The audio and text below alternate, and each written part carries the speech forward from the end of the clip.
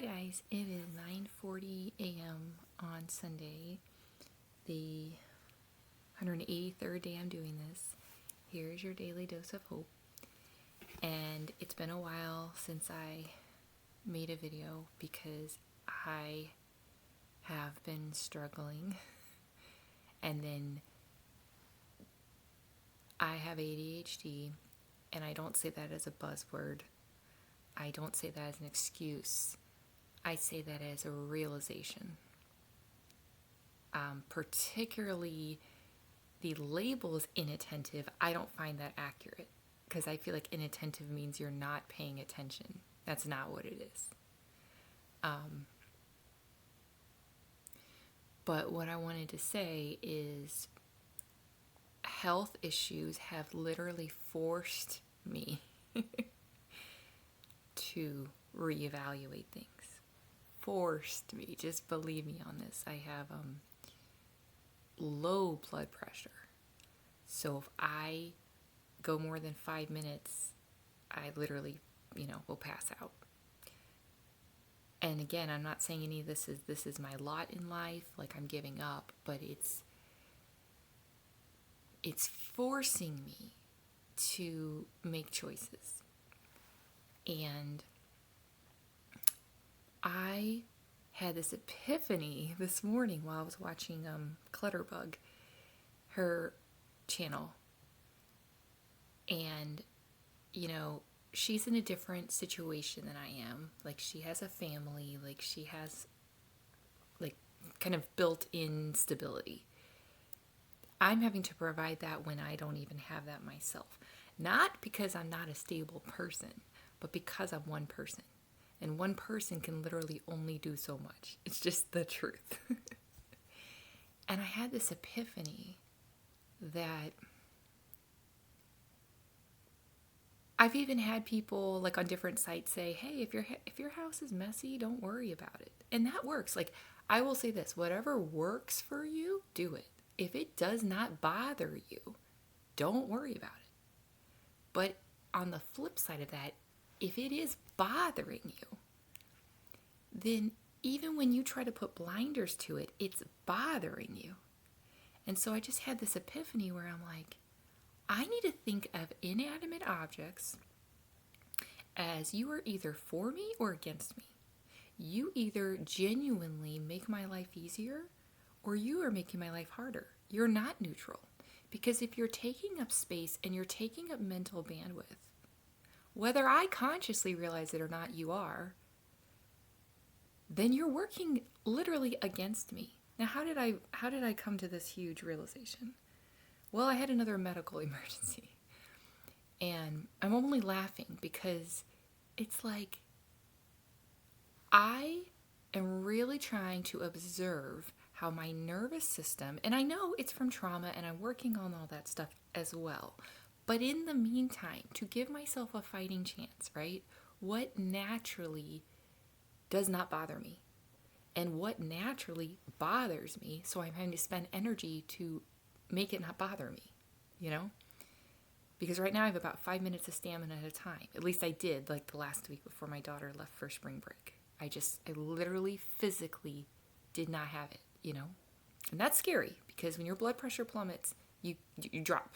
So obviously that's a very scary situation. So I'm really working hard on bang for my buck.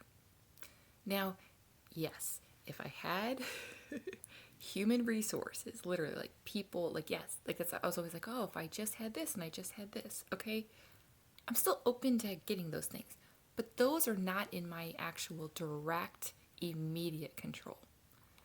What is in my control, and I have chills now, which shows me I'm speaking the truth, like my truth, is realizing the paramedics came on Saturday. Okay. The fact is, the dishes were done and put away because I made sure they were, like I spent energy, spent mental bandwidth on doing that. But the paramedics did not go in the kitchen.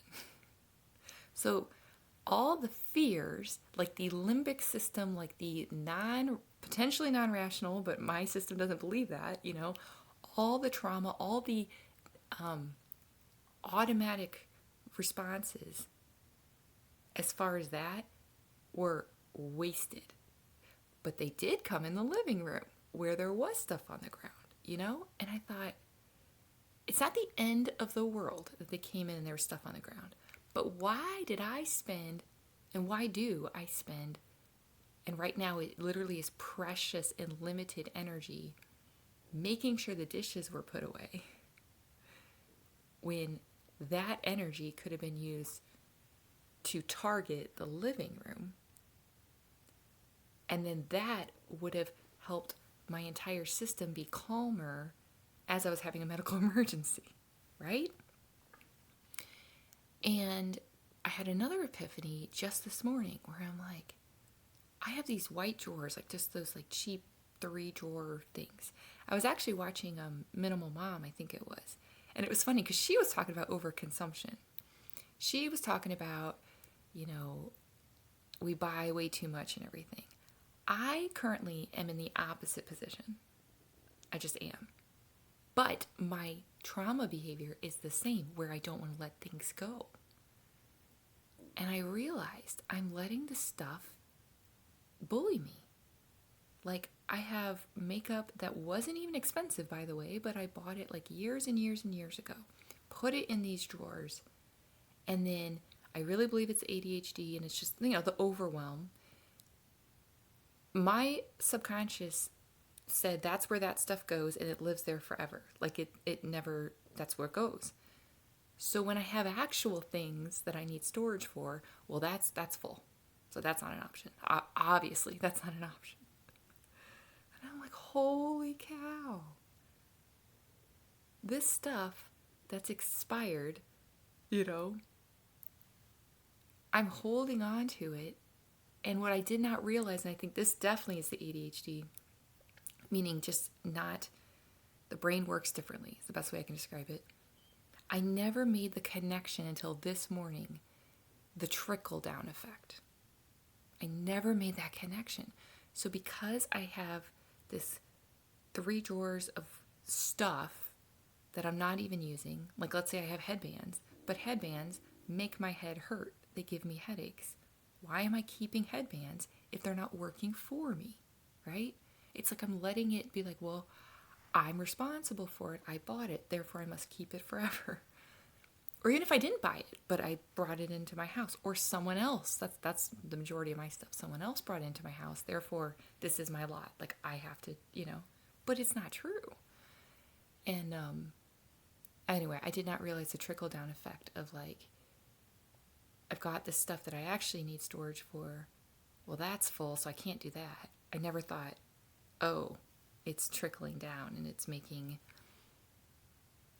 it so things feel permanently messy. Never made that connection. So I just wanted to share that. I also do all of my videos extemporaneously, so I don't even remember what I said, which now I'm learning is a symptom of ADHD. It's not even necessarily a bad thing. That's the thing. We just might do things a little differently. But that second medical emergency really helped me see, hey, you're wasting precious energy. Not even time, energy, life force. And it's literally not getting you anywhere. It's just not.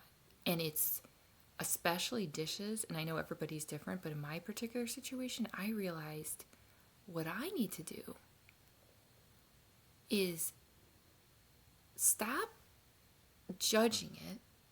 Oh, that's the biggest thing too. I don't know if I already said this. RSD, game changer when you at least, I'm not saying I know how to fix it, but at least when you become aware of it and like how much that affects your life in a negative way. Huge. But, shoot, I was saying it. Oh, I realize I need to pay attention. What are the things that for whatever reason feel safe naturally? And what are the things that for whatever reason do not feel safe? And start with that. Start with safety. So if you say, I feel safest when my house is clean and organized, right? That's what I said too. You might not be able to do that right now. But within that, let's drill down. Like, what is the biggest bang for your buck? What if someone came over and they said, I can give you, an hour of my time? Really try to think, what is like the thing? And don't do the RSD, which is judging it and being like, well, obviously I should easily take out the trash, so I can't have them do that. But if that's the thing that would make the biggest difference, right? For you, not for anyone else, for you, right? The paramedics actually did not let me take out the trash that day. They were like, no, lay down. And I listened, but it was stressing me the whole time. And I thought, okay, so that's a task. And it's just so hard because I'm just in a semi-unique situation where I don't have like a horde, right? But I also don't have systems that are working. So even if people, what's the word? Sporadically are like, oh, it's not that bad. It's like, but that's not my point. It's like I'm still going uphill. Like, that's not the point. And especially when you get to the point where if you're like, well, I'll just clean if someone comes over. I can't depend on that right now with my energy. I just can't. And also, I don't want to live like that. I still have to do a procedure. And part of, I think, the fear of doing the procedure, besides the actual procedure and the healing, is like, am I even going to be able to heal? Like, is my body even going to relax enough to heal? And that's a really obviously discouraging feeling. So anyway, yes, this is all over the place. It's just from my heart. But I would highly suggest, like, if you feel like the truth is I'm not lazy. Like, the definition of lazy to me is you have the ability to do it. You know what you're supposed to do. Like, and you're literally actively choosing not to do it. Like, that kind of thing. That's not me at all. And not that I'm trying to prove that, but I see that because I've done so much stuff and I do so much stuff. People are like, you're doing too much almost. But it's like, okay, but it's not enough. So that's not lazy. And then it's like, I'm messy. It's like, are you messy? Like, are you choosing to be messy? And again, if you are and it does not bother you, more power to you. There's no judgment. But I'm not messy, so it stresses me to have a mess. See?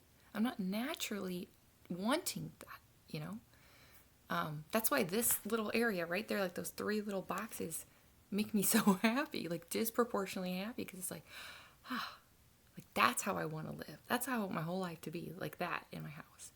Plus, your house is supposed to be a place that you can recharge and feel good about you, not for other people, you, and heal. And so when your house is stressful, at least for me, it feels like no place is safe. And that, again, that's not conducive to anything good for your health on any level, right? So anyway, I don't remember what I said, but that's okay. I'm really starting to embrace the ADHD. It's like, and I found out also, and that's the thing that is my passion, is learning things and then teaching them to other people. Well, my little corner, whoever gets to, comes across this. But I really understand the frustration you feel when you watch something and you're like, they just don't get it. They just don't get it. And then you watch something and they're like, tough love. And you're like, no, you don't get it either. And it just feels like you feel alone alone. You feel like, and I really think it's the RSD, at least for me, because it's like, I need help, but it's not safe to ask for help. So then what do? And then when I get a little bit of help, sporadically, I'm just like, see, I can do it. So what is going on? But learning about ADHD, particularly, I would say the inattentive, because I think the hyperactive has more information about it. I watched this short I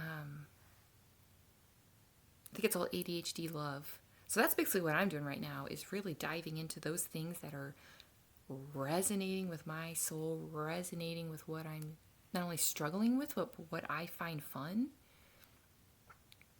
And they have this short, and I'll say I'll link it. I don't even know how to do that, but I'll see if I can copy and paste. Anyway, they show what a person without ADHD, how they wake up. And they wake up and their brain is like, it's not already churning.